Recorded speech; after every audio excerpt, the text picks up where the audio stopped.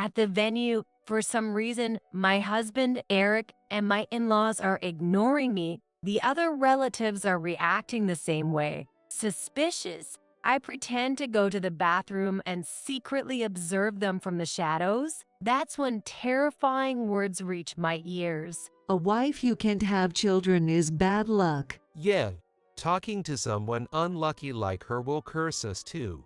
It's bad if we don't deal with her. Hearing their words, I tremble with rage. I won't forgive them, blaming me for infertility and then ignoring my very existence. I have to put my plan into action immediately. After disappearing from the venue, my phone vibrates. When I answer, it's Eric, as I expected. You.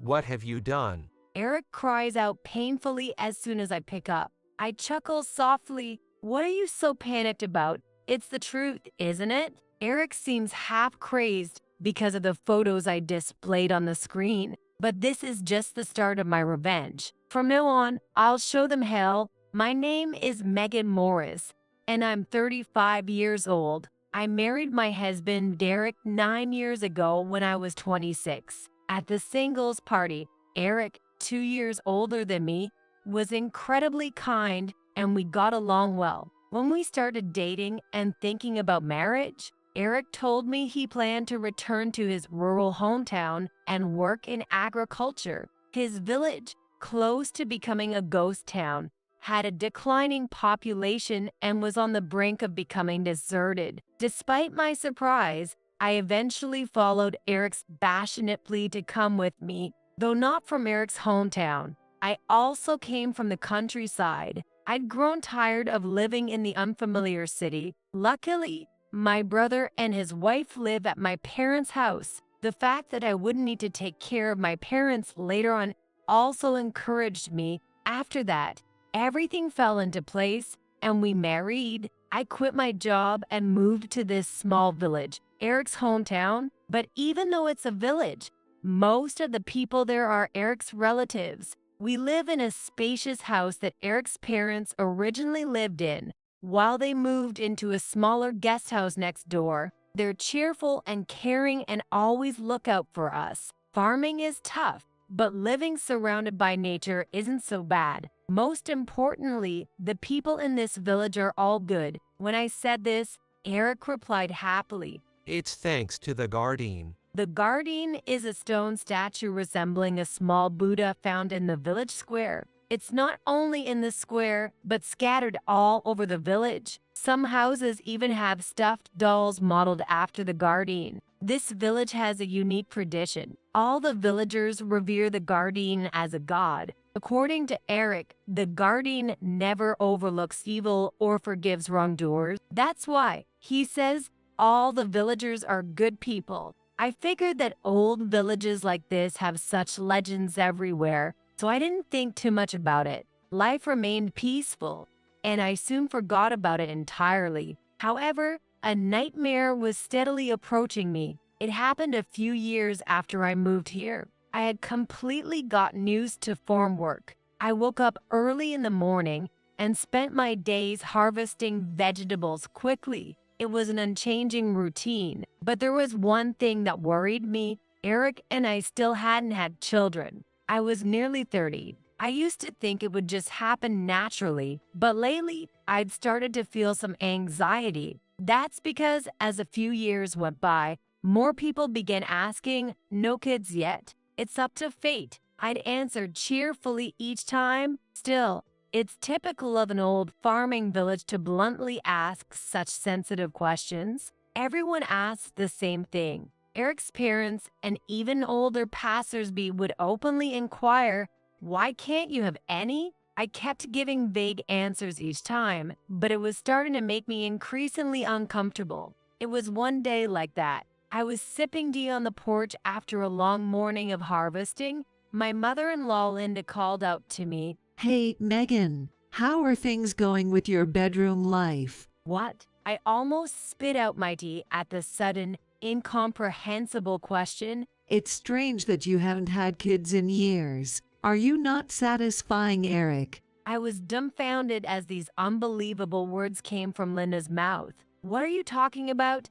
Stop it. You don't talk about these things. I said this hurriedly to cut off the conversation. It's an important topic. Linda insisted on me, but I ignored her and stormed out of the room. This village has its fair share of old-fashioned thinking, but this was just too much. Asking about marital life so boldly was disturbing. Having left the house, I decided to kill some time by walking along the road to the park. Soon, I noticed a figure in the distance, maybe someone from the neighborhood. I tensed up momentarily. I thought they might bring up kids again, but when I recognized her face, I felt relieved. It was Sally Nelson, who lives nearby. Sally gave me a hesitant smile. I smiled back at her. Sally is the only one in this village who hasn't been intrusive with me. She's 10 years younger than I am, so she's about 20 now. She isn't originally from this village. After her parents died in an accident, she was taken in by her grandmother here.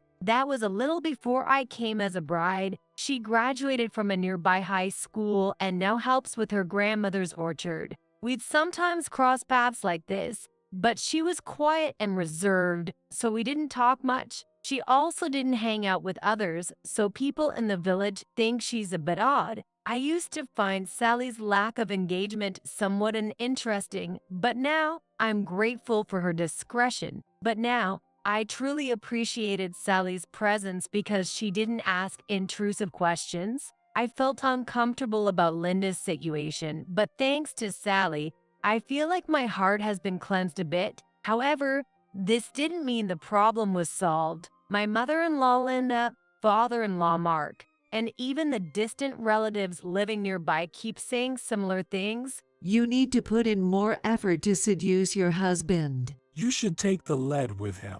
They speak their minds without restraint. Linda went even further, suggesting something that made me shiver. Last night's dinner was mostly veggies. You should add more meat and try some garlic. It might boost Eric's virility. How did she even know what we had for dinner yesterday? She's way too nosy. Unable to take it anymore, I decided to talk to Eric about everything that had happened so far. I can't handle this anymore. Everyone asks me, do you have kids yet? Linda asks about our nightlife. Honestly, it's painful. Without looking away from the TV, Eric gave me a half-hearted response. What are you talking about? My mom and everyone else are just worried about you. It's not concern, it's prying.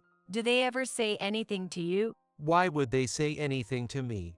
Infertility is a woman's fault, right? What? I was stunned to hear such absurd words from Eric. He couldn't really be that old-fashioned, could he? I was dumbfounded. Women aren't the only ones responsible. Sometimes it's about compatibility, and sometimes it's the man's fault. Me? Days no way. Eric with a puzzled expression. He seems genuinely puzzled from the bottom of his heart. While I could understand the older villagers having outdated views, I was surprised that even relatively young Eric thought this way. Anyway, I want kids too. I think we should get tested for infertility. We need to know the cause to address it. I suggested that we go to a gynecologist together. As expected, Eric grumbled and tried to come up with excuses. Why should a guy have to go to a place like that? He was pretty vocal about his objections, but after some convincing, I managed to secure his agreement on the condition that we go to a hospital outside the village. Afterward, we went to a hospital and had tests together. A few weeks later, we returned and were informed of the results. The issue isn't with you, Mrs. Morris. The problem is with your husband. His body isn't producing sperm. He has azoospermia. Upon hearing this, Eric exploded. Really? It can't be my fault. This is ridiculous. I was shocked to see Eric standing up and yelling. I'd never seen him like this before. The doctor, looking perplexed, showed us the paper with the test results. Eric stared at the paper, then went silent, his face twisting in anger. He must have been deeply shocked. I felt sorry for them and couldn't say anything. That night, I gently spoke to Eric. The doctor said that with a more thorough examination, they might find the cause and be able to treat it, right? It's a bit of a trek to get there, but I'll help out too. But Eric just hung his head without responding. He probably never imagined that he could be the cause of our infertility. I felt sorry for him and couldn't say anything else, leaving the room in silence. However, I quickly realized that my sympathy was a mistake. Eric's attitude started getting worse. The brutal diagnosis of azoospermia seemed to have shredded Eric's pride as a man, perhaps to reclaim his fractured self-esteem. He became unusually aggressive. His anger was mostly directed at me. Complaints about my slow farm work, the quality of my cooking. He increasingly picked fights and got angry over trivial matters. At first, I thought he just couldn't handle the test results and felt pity for him, so I kept quiet. However, as it kept happening, I started getting really annoyed. Talking back to each other increased our quarrels. Because of this, the house was always filled with a tense atmosphere. Naturally, there was no intimacy, so having a child was out of the question. He refused to go back to the hospital for treatment. To make matters worse, everyone in the village still assumed our infertility was my fault. I was the only one getting the criticism. I wanted to tell the truth to Eric's parents. Don't tell anyone about it. He glared at me with eyes like ice. If I tell them the truth, what will happen to me? The mere thought of what might happen if I spoke up terrified me. Besides, even if I told them, there was no guarantee they'd believe me. In any case, everyone's mindset is old-fashioned. The prevailing belief is that infertility is solely the woman's fault. That must be why Eric was so furious when he was told he could be the cause. Living like that for months, I couldn't take it anymore. I understood he was shocked, but I felt like a punching bag for his frustrations. Maybe it's better if we separate. I had started to think that way. After half a year, Eric's nasty remarks hadn't stopped. By that time, I was certain I wanted a divorce. The problem was, once again, the village's old-fashioned beliefs. There's a pervasive stigma that divorce is disgraceful. I had also heard rumors of a wife who had requested a divorce and then faced harsh verbal abuse from her husband. Considering this, I knew he wouldn't easily agree, so I decided to leave the signed divorce application and run away from this village. I knew it was a drastic measure, but I was at my breaking point. I secretly started making preparations without Eric noticing. And then, the following month, that day, Eric was supposed to leave the village to deliver crops. It was the perfect opportunity. But as I was packing my bags, the front door opened. "Why are you here?" There was Eric, who was supposed to be out. His eyes were fierce as he yelled. Where are you going? When I stayed silent, Eric glanced at the divorce papers on the table. So, you were trying to divorce me. Don't mess with me. If people find out my wife left me, it'll be a disgrace. You'll make me look like a fool. This was exactly the reaction I had expected. After a torrent of insults, he said, If you ever think of running away again, you know what will happen. He glared at me with sharp eyes. My plan had failed. I felt hopeless. But how had he found out? I had been so careful and discreet in my preparations. From that point on, Eric's treatment of me became even worse. He'd complain that I hadn't cleaned well enough or that just looking at my face annoyed him. If I talked back, it was a nightmare. What a bitch to run away from her husband. The guardian sees everything. Your sins will come to light. That became Eric's favorite phrase. I'd started to despise the guardian, which the villagers kept mentioning. I thought it was just superstition. But is that stone statue really watching me? It's hard to believe that those who try to escape this village would be punished. But somehow, my location and movements were always found out. I had become utterly terrified. Gradually, I began to feel a sense of resignation. Time passed, and I was approaching my 35th birthday. One day, Sally, who lived nearby, came to visit. It's unusual for you to come by. What's up? Sally and I had started chatting when we met. Unlike the gossiping villagers who always looked down on me, Sally didn't pry into my business and continued to be the only woman who treated me kindly. Megan, there's something I really need to tell you. Sally's unusually serious expression made me hesitant. I invited her inside and served some tea. Sally glanced around nervously. Then, without speaking, she gestured for me to come over. We went into a rarely used room that had become a storage space. What's going on? What's the matter? Not understanding why, I followed her and asked curiously, and Sally murmured with relief, It's safe here. Then she began to speak like a dam had burst. I can't take it anymore. In fact, this village. And that's when she told me the shocking truth. It was the true nature of this terrifying village. Several months later, since that day, Sally and I have seen each other secretly several times. Ever since learning about this village, we have been trying to figure out a way to escape. The truth Sally revealed was shocking. After hearing such things, I felt an even stronger urge to get out of here as soon as possible. But we needed to act carefully. This plan would be over if it got exposed. It took some time, but we finally set a date for execution. It's on Sunday this weekend. Once every few years, there's a feast in honor of the village's guardian spirit,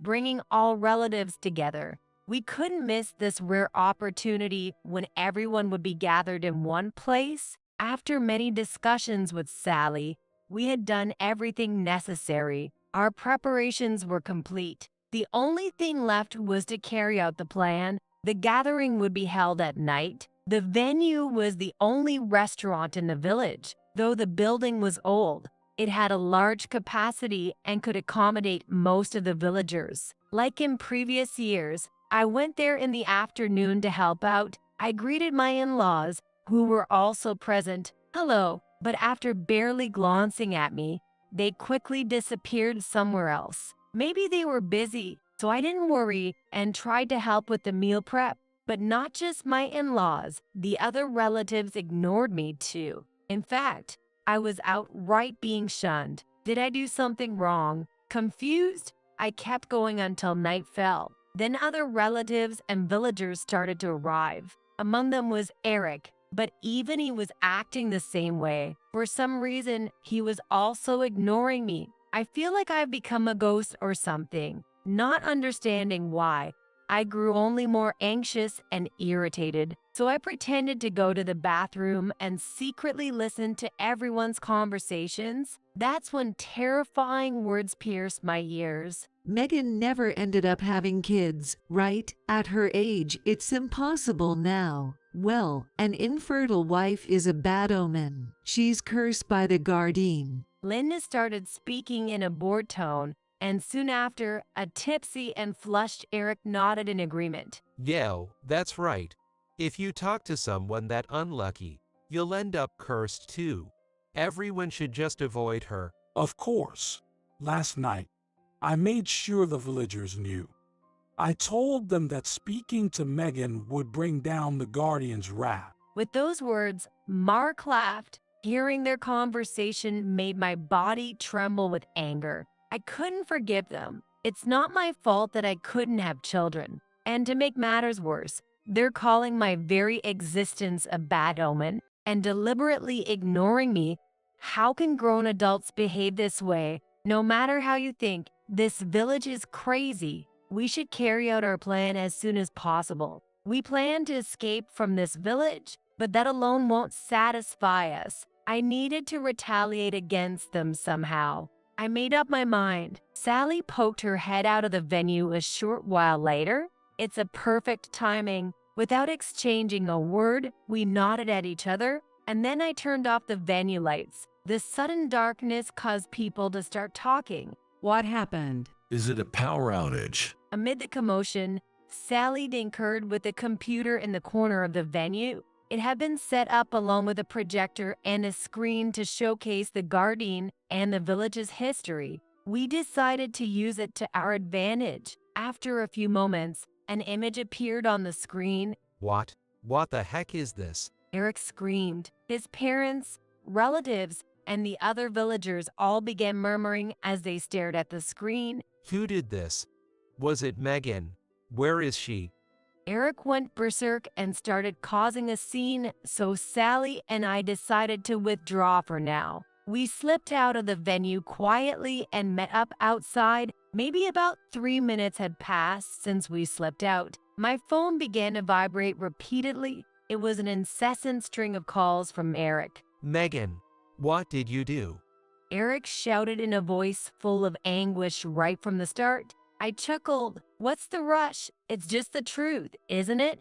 People seem to be misinformed, so I thought I'd clarify. Displayed on the projector was a test result from an obstetrician several years ago. It was a medical certificate stating that Eric had azoospermia. The words, projected large on the screen, were enough to shock everyone in the room. Eric, now exposed for what he had tried to keep hidden, was in a state of panic. He seemed extremely disoriented, repeatedly shouting in a barely audible voice. He was so noisy that I hung up the phone quickly. The phone kept vibrating afterward, but I ignored it. Watching with concern, Sally looked at me with a worried expression. Is everything all right? It's going as expected, but we need to push a bit further. The wounds I've endured can't be healed so easily. Together with Sally, I went back to the venue. Peeking inside, the scene looked like a hellish nightmare. Is this true? Were you really infertile? Eric. No way. Everyone was pressing Eric for answers. This is a lie. Megan set this up. Eric, pale and drenched in sweat, continued making excuses. The villagers believed that our lack of children was my fault as a woman, but the reality was different. I had no issues that would have caused infertility at the time of testing. It was Eric's azoospermia that prevented us from having children. Without being told the truth, I was blamed, I was criticized for not having children, and was shunned. The countless cruel words left me enduring many painful days. I couldn't forgive them. Amid the murmurs in the hall, Sally and I entered. Megan, what are you doing? Eric found me and yelled angrily. Don't joke around. Doing this, you'll suffer the wrath of the guardian. You'll be cursed, and something terrible will happen to you. Those words made me snap. What the guardian? It's just surveillance cameras snooping on us. It's disgusting. When I said that, silence fell over the hall. The truth being exposed made Eric, his parents, and the villagers pale. Yes, the guardian wasn't a guardian spirit at all. In fact, the guardian statues around the village contained hidden surveillance cameras. Even the plush toys modeled after the guardian that were placed in homes had cameras inside. In one of the rooms at the community center, bored old folks were monitoring outsiders' actions through these cameras. That's why my attempts to escape were fully known. It was that day that Sally taught me about this secret. It was about 10 years ago, when Sally was taken in by her grandmother in the village. Sally, who had just lost her parents, felt lonely. One day, feeling desperate for company, she secretly followed her grandmother to her job. Her grandmother went to the community center. There, her watched the villagers on the surveillance cameras while chatting with the other seniors. At that moment, Sally learned about the guardian's hidden cameras, a secret passed down through generations in the village. Though shocked, things started making more sense to Sally. She realized this was why rumors spread so quickly. It was one thing to be gossiped about through idle chatter, but to be monitored while walking down the street or even inside your own home seemed too much. She came to despise the village's obsession with invading others' privacy, so she tried to stay away from gossip and live her life quietly. But the villagers, noticing she didn't join in, criticized Sally for being different. Despite being fed up with the village, she had no family or anywhere else to go. She had to endure and live on. But one day, as she approached the age of 25, her grandmother pressured her to meet a suitable partner. If you don't have kids soon, you'll end up infertile like Megan. She was persistently pushed to marry an older widower living at the edge of the village. Naturally, Sally refused such absurd demands, but her grandmother began to threaten her. You'll be cursed by the guardian. When she felt she could no longer stand it, she thought I might be the one who could help. She proposed that we escape the village together after hearing of the miserable treatment I had endured due to the gossip. That day, Sally moved to a different room instead of talking in the living room because she noticed a plush toy of the guardian was placed there. I hadn't paid it any attention. I didn't think much of it at the time, assuming it was just a common plush toy often seen in this village. However, that plush toy had a camera inside too. Of course, Eric must have set it up to keep tabs on my movements. No wonder my every action was exposed. From when I tried to escape to when Linda correctly guessed what I had for dinner, it all made sense now. They had been watching me through the camera. The realization made me shiver with fear. My instincts told me it was dangerous to stay in this village. I decided to go along with Sally's suggestion and realized we needed to escape from this village as soon as possible. Together, we came up with a plan, but would simply escaping be enough? I couldn't be satisfied without settling old scores for the wrongs done to me over the years. That's what I thought. First, I needed to clear my name, then I would— Sally, did you tell them, traitor? Sally's grandmother, who raised her, shouted harshly. Sally glared back at her. I'm grateful you took me in when I had no family, but I can't stand living like this. I absolutely hate spying on people's lives and surviving by gossiping and whispering behind others' backs. What nonsense. The grandmother and the villagers began to stir in protest. To silence them, I delivered the final blow. I fiddled with the computer and projected new images onto the screen. The villagers were shocked by what they saw. Eric flirted with a young woman from the village. Linda secretly added mop water to the tea served at community meetings. Mark wrapped his arms around a married woman's shoulders and waist. Sally's grandmother stole vegetables from another villager's field. Nearly everyone present was caught in embarrassing situations, clearly shown in these photos. Everyone was stunned into silence. Eric shouted, When did you manage to take these photos? How had we captured these compromising images? Sally explained, It's impossible for all the villagers to be good people. Since we know where the cameras are, those who have things to hide do their dirty work in the camera's blind spots. We focused on the blind spots of the cameras, meaning the areas invisible to the guardian statue and plush toys. Then, we strategically placed our own small cameras, which we bought online, in the spots most convenient for committing evil deeds. And then out they came. Villagers' wrongdoings were filmed one after another. They carried out their petty sins in places they assumed were blind spots. Yet, they had the audacity to claim that everyone in the village was a good person. It's honestly laughable. We found and saved the crucial moments from the camera footage. Then we exposed those images to the public eye. If you get screwed, get back at it. They violated my privacy, so I was going to return the favor. Now, they should understand how low it is to gossip maliciously about others. My explanation left the villagers visibly frustrated and silent. All the villagers are good people is a complete lie.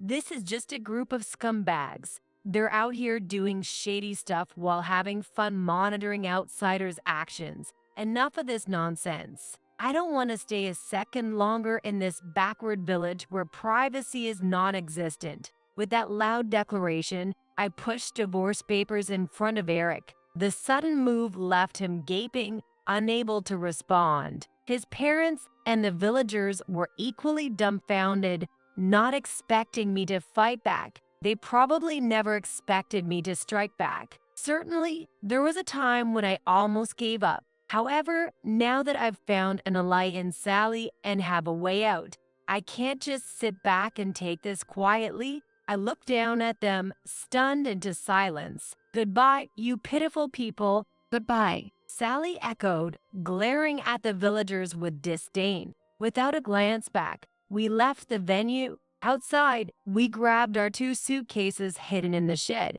They contained all the essentials for a new life. The divorce papers are already left at the house, so now all that's left is to take this and leave the village. But as we walked away, I suddenly stopped in my tracks. What happened? Sally asked curiously. I have to do this, I said, grabbing a farming hoe that was leaning against a nearby house. We headed to the square where I swung the hoe with all my might. A loud crash echoed as the guardian statue shattered magnificently. Of course, the surveillance camera hidden inside was also destroyed to pieces. How bold you are, Megan. Leaving something like that up would only bring trouble.